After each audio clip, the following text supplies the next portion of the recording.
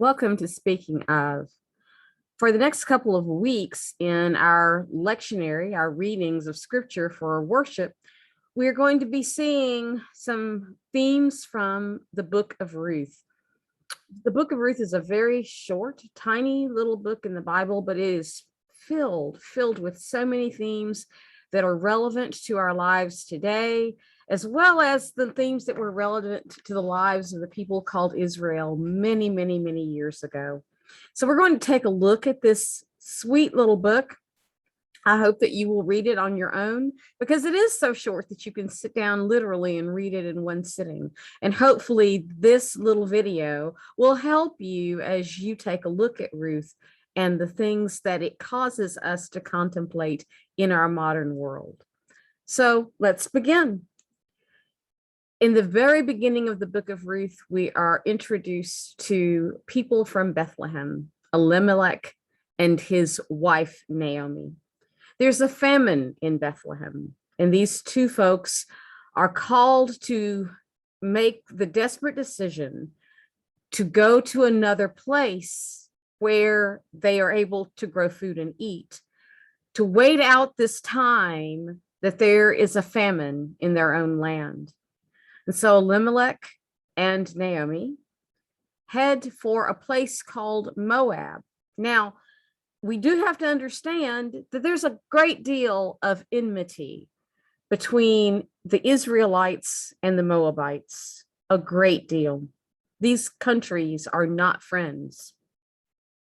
And for Moab, for a person like Elimelech with his wife to make a decision to go into Moab, a place where they could truly not be met with a warm, friendly welcome, that's kind of a minimum. They have to be desperate.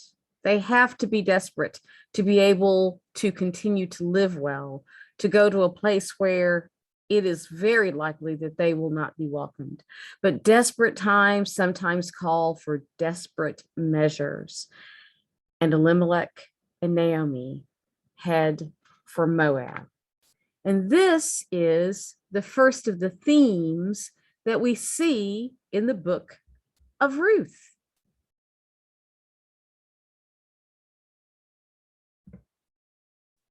We see the theme of immigration, and that is moving to another place when life at home has become impossible. And life for them in Bethlehem is impossible because there's a famine and there is no food. Naomi and Elimelech have two sons. Interesting names of these two sons, Mahlon and Chilion, which mean sickly and frail, kind of a little bit of an omen for what is to come in their family. But they are in Moab. They've settled in Moab. They're raising their sons in Moab. And their sons do what young men of marrying age would do. They marry, and they marry Moabite women. Two women named Orpah and Ruth. But time passes. We don't know how observant Naomi and Elimelech are. We don't know what they think about their sons marrying these Moabite women. They go on with life until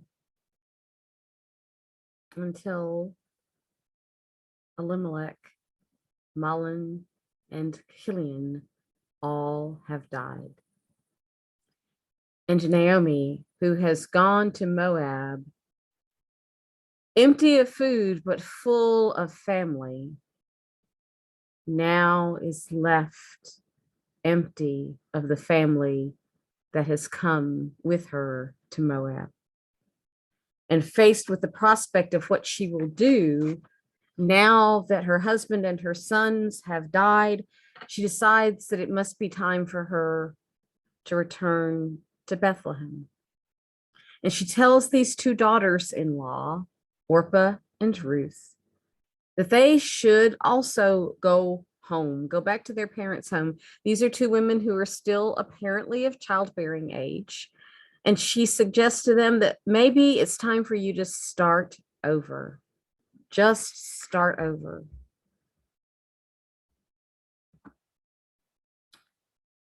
But can she decide that for them? Orpah decides that she will indeed do what her mother-in-law has asked, and she goes home. But Ruth decides that she is going to stay with her mother-in-law. And if her mother-in-law is going to travel back to Bethlehem, she is going to travel back with her.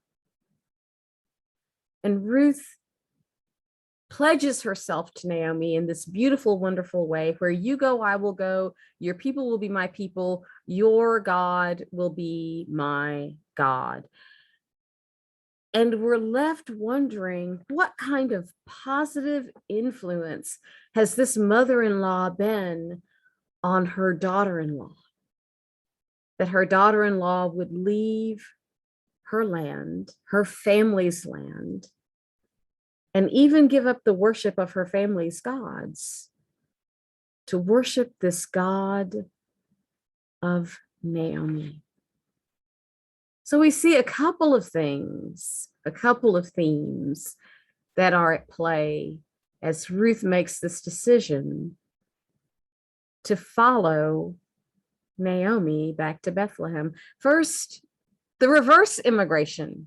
Now, the Moabite woman will go and be among the Israelites. And she may not receive a wonderful, warm welcome there. But there's one more theme that we have to acknowledge. And that theme is the theme of influence. How positively Naomi has influenced her daughter-in-law. And we ask ourselves, in our relationships with others, in our connections with others, do we share such a positive influence indeed that others would choose to worship our God because they have seen something in us that is so compelling that it has made them decide that they would like to do that? Now we're back in Bethlehem.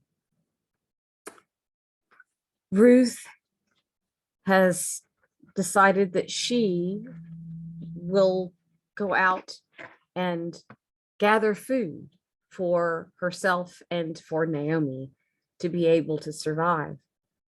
And this is one of those moments that we have to recall the laws by which the people called Israel have chosen to govern themselves, how they see their relationship with God and neighbor. And one of the things that we see repeatedly in our scriptures is how we are to care for the widow, the orphan, the alien. It comes up in the Old Testament over and over again. And one of the specific commandments around caring for the widow, the orphan, and the alien is around gleaning the fields. When one harvests one's crop, one is to leave those scraps behind, those pieces behind, so that the widow, the orphan, and the alien can come behind them and glean and pick up those pieces and be able to sustain themselves. So this is what Ruth does. Ruth goes into the fields to gather what she can gather to bring home to Naomi. And the theme, caring for the most vulnerable, is also a theme that carries us through this book, because it is in gleaning the fields that Ruth will encounter an opportunity for good fortune for herself and for Naomi. It just so happens when Ruth goes out gleaning that she gleans in the field of one of Elimelech's closest kinsmen, a man named Boaz. He's wealthy and probably has a lot of fields within which Ruth might glean. She's gleaning, she's gathering up wheat to be able to take home so that she and Naomi may eat. And Boaz takes note of this Moabite woman. He takes note of her, probably because she is a Moabite woman, but he notices how faithfully she is working in those fields. And by this point, no doubt, within the community, everyone has said, oh, that's Naomi's daughter-in-law. That's Ruth. Well, Boaz is obviously also aware of something else. Working in the fields isn't necessarily the safest place that anyone can be. And so he instructs Ruth on how to remain safe in those fields, to stay with another group of people, to be sure she's not just off by herself. And then he instructs his own field hands to keep an eye on her, to make sure that nothing happens to her. Because Boaz knows too, the fields are not necessarily the safest place for her to be. So we encounter another very important theme from the Book of Ruth: safety in our workplaces.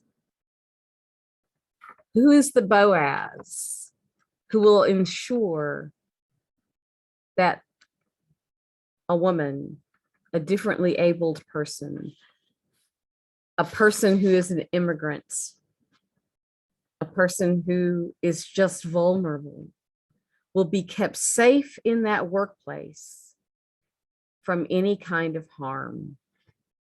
We do see this question come up for us many times in the world today.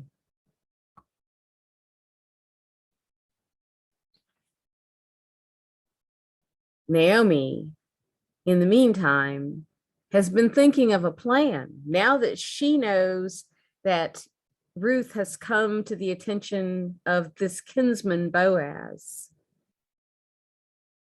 Ruth has come up with a plan Naomi has come up with a plan for Ruth's security as well as for her own.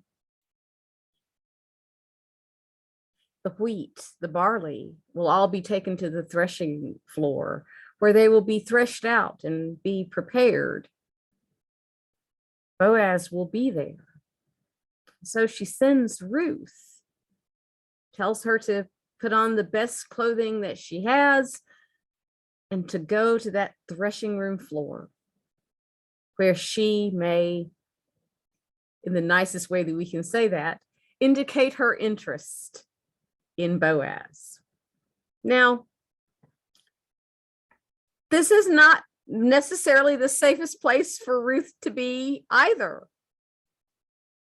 We're told through biblical historians that the folks who were at the threshing room floor, the men who were at the threshing room floor, might at the end of the day have made merry, had a little wine,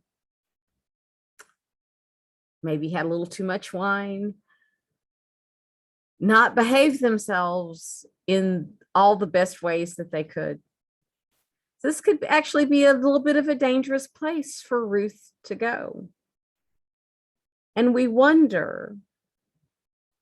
do have to wonder a little bit about Naomi. Is Naomi thinking with the absolute best interest that she can for her daughter-in-law, that finding Boaz relaxed and happy after dinner and a little wine might be the best time for her to approach? Is she actually putting her daughter-in-law, who has been so faithful to her, in harm's way?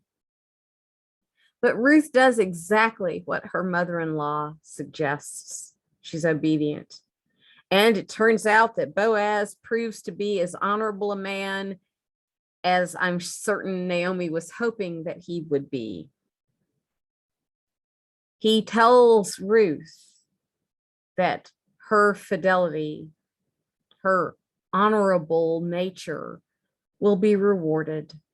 And if the true next of kin does not redeem Elimelech's property, which would include this daughter-in-law from Moab, Ruth, that he himself will redeem the property.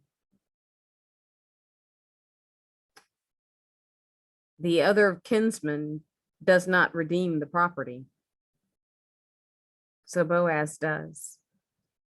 And he takes this loyal, faithful Moabite woman to be his wife.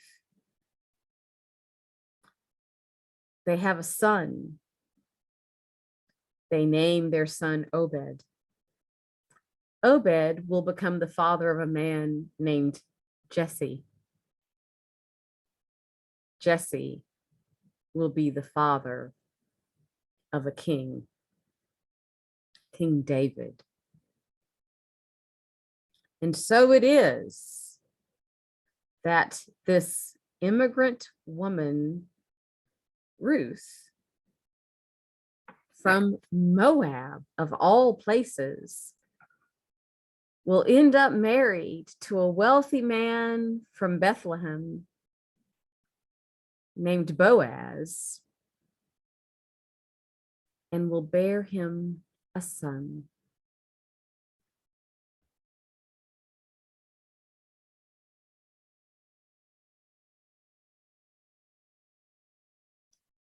And Israel's revered King David will come through the line of a woman who is not of Israel.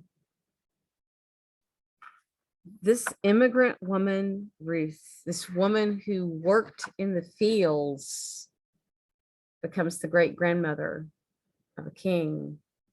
God has worked through Ruth, an unexpected person, to accomplish God's tremendous purpose. So as we hear these texts from the Book of Ruth, or as you read the Book of Ruth on your own, and it's so short, you should allow these themes to percolate inside you, reflect on them. And as we ask ourselves, what do we learn today from the incredible lessons of the Book of Ruth? That the most unexpected places and the most unexpected people can be such incredible instruments of God's love and grace in the world. Thanks for joining us for Speaking of.